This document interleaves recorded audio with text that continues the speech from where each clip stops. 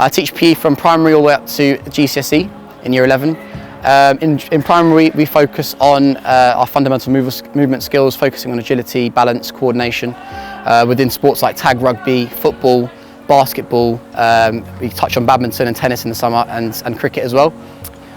In terms of Key Stage 3, we move on to sort of positioning and how to sort of play games within gameplay, within matches. So football, again, cricket in the summer, tennis in the summer.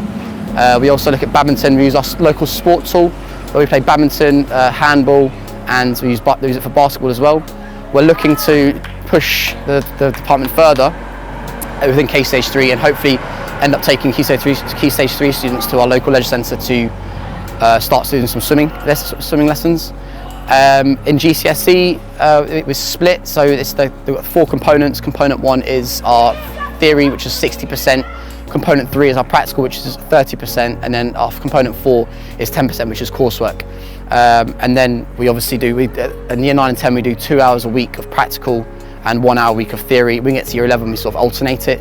1 week will be 2 hours of practical, and then the week after will be 2 hours of theory, and we just alternate it every single week. So they get more revision for the theory side of things as they get closer to their GCSE exam.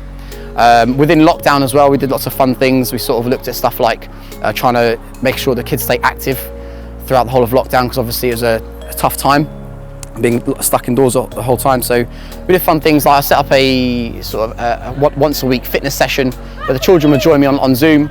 So we do fitness sessions online. We do fitness sessions online on Zoom. I'd set up a circuit training, kids would join in, and just have lots of fun on there. And then we also did a challenge, toilet roll challenge, where the children would use a toilet roll in their own environment, at home, in the garden, or in the house, in the bedroom maybe.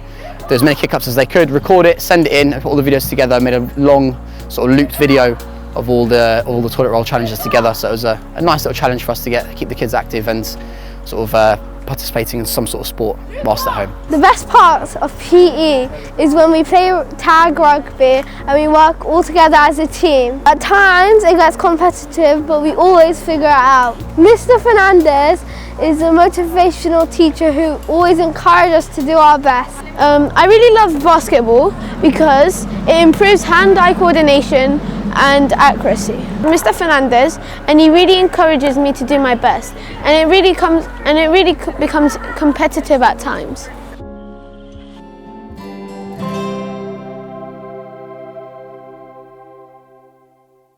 I try to offer a really broad range of experiences in the arts department, and in year 7 and year 8 we do, the students have a big grounding in proportion, portraiture, perspective. They get to use as wide a range of materials as we can. They work 2D and 3D, so they make models, little sculptures. They look at masks, other cultures. They have 2 hours a week, which is great actually in year 7 and year 8. Year 9 we teach as a foundation course, really giving them, preparing them for GCSE so that they get to do lots of printing, drawing with different materials, and again working in 3 dimensions as well. And then year 10 and year 11, obviously it's developing all that stuff they've started doing in year 9 and really developing that and learning what art gives them an opportunity to do is to think independently, and that's what they need to do in order to get a good GCSE. The highest marks are awarded to students who take an idea and really follow it through and can explain their ideas in words as well as visually. My art project is basically about life and death and how that links with nature and like the stages of grief and how we're like really connected with the earth and like we just become one at the end. My favourite piece is this one. It's with pencil and it took a long time. I did it during quarantine.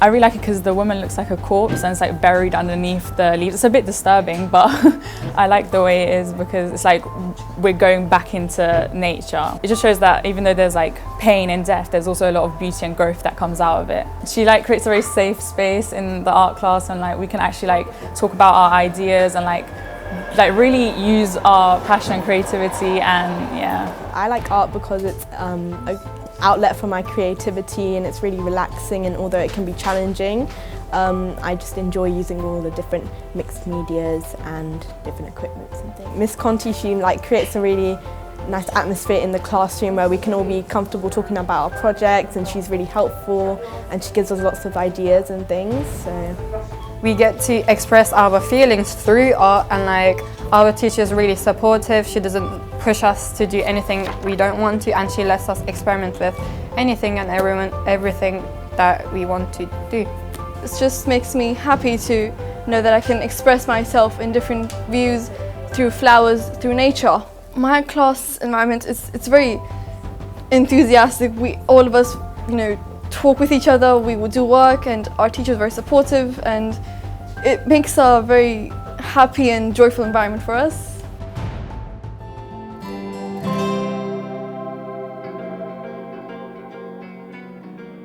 I teach all year groups from 7 to 11. The curriculum is really diverse and covers a really long period of time. We start with the Romans in year 7 and move on to the Norman conquest of Britain. In year 8 we start with the Tudors and move up to the Victorians. By year 9 students are starting their GCSEs, and we do 4 topics across the 3 years. We cover the causes of World War I, the rise of the Nazi Party. We study empires and migrations from 790 to the present day, and then we do Elizabethan England as well. So lots of variation, lots of diversity. I'm hoping to create some new schemes of work for Key Stage 3 focusing on Black history. So hopefully that will go live second half of this year. Learning about the past generations and the past events, and knowing that helps me understand more about the environment that we're in today. It's really fascinating because we have a lot of debates, and it's really interactive. When we enter the class, we have a starter activity just to recap from last lesson, and then read a specific part of the textbook, and then answer the questions, and then we have a short debate over what we're learning. So for example, about the great powers, some people think that Britain was the most powerful, or Germany or Russia, due to different reasons. It might be a small school, but it has a really big heart. I feel like the teachers, all the teachers in the school are quite friendly and they're really approachable, and I appreciate that. I feel like we had a privilege because some schools didn't even have online lessons, and it was very organized because we had different different classes for different times, and we had chat spaces to talk to the teacher and private chat spaces. So yeah, it was quite good.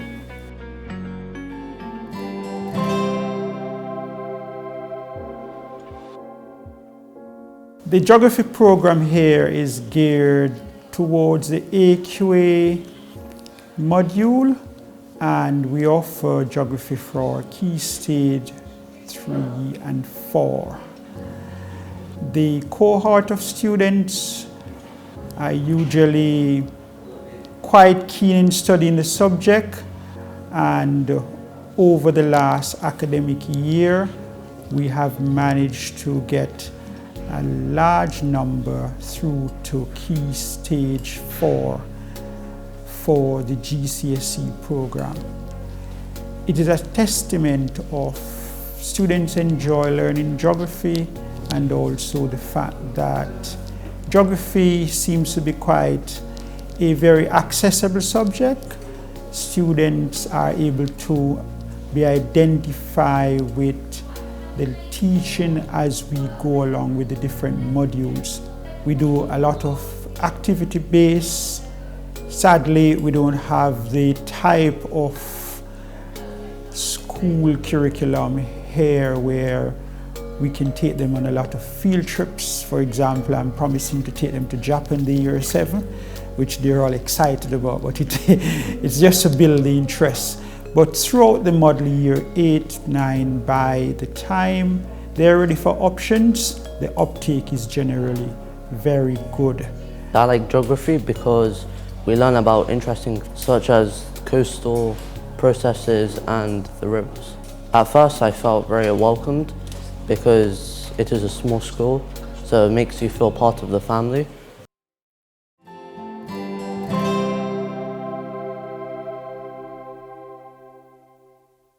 I enjoy teaching business because it encourages young people to be enterprising and think creatively and commercially.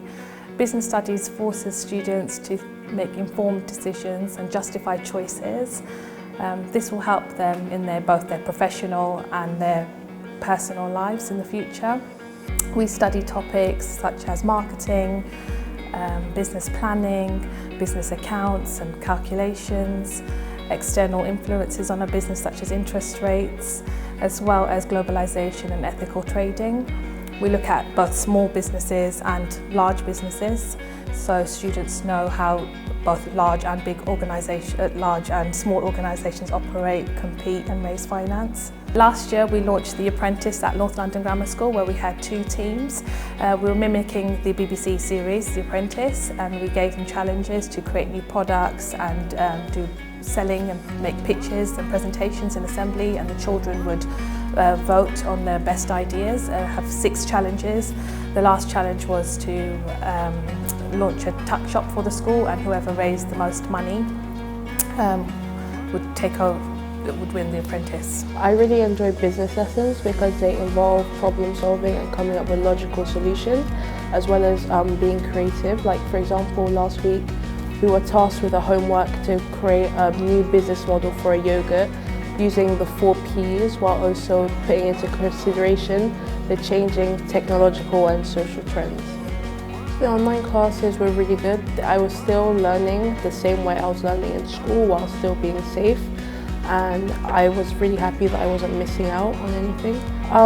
It was helpful that teachers were actually calling you, because I know some of my friends were just getting work sent, but having like the teachers speaking to you and teaching you was helpful because we were doing new topics. I think NLGS is a really good school, and the teachers also care about your learning, but they also care about like your happiness, and if you're happy at the school and if there's any issues you can talk to them. I enjoy business lessons because they really help me understand and learn about how businesses operate. And it would really help me as I interact with other businesses when I grow up as a customer, an employee, or if I decide to make my own business.